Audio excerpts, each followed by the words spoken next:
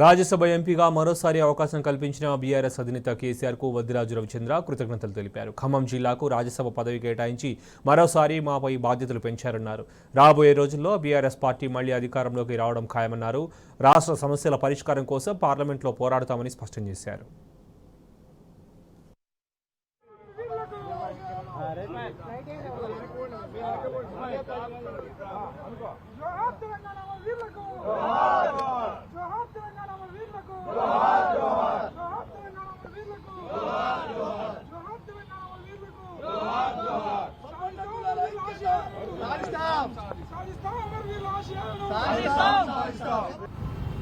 ఖచ్చితంగా BRS party నాయకులు, మహానేత, తెలంగాణ రాష్ట్ర సారథి సాధికులు, తెలంగాణ రాష్ట్ర తొలి ముఖ్యమంత్రి కేసీఆర్ గారు గడిచిన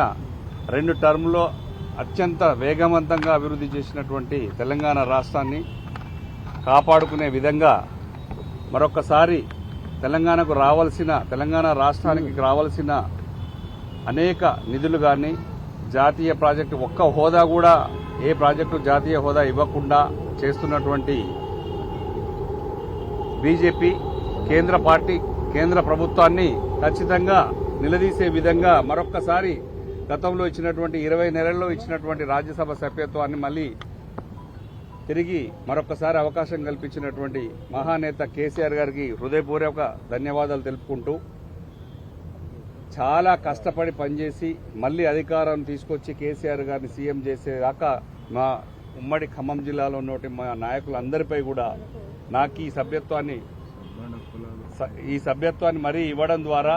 మాకున్నటువంటి బీసీ, ఎస్సీ, ఎస్టీ, ముస్లిం, మైనార్టీ సబ్బండ కులాల మొత్తానికి కూడా అందరం కష్టపడి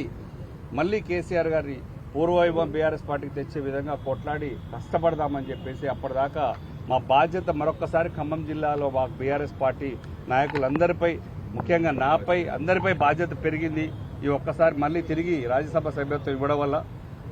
సార్ ఇచ్చినందుకు వారందరికీ కూడా కృతజ్ఞతలు, ధన్యవాదాలు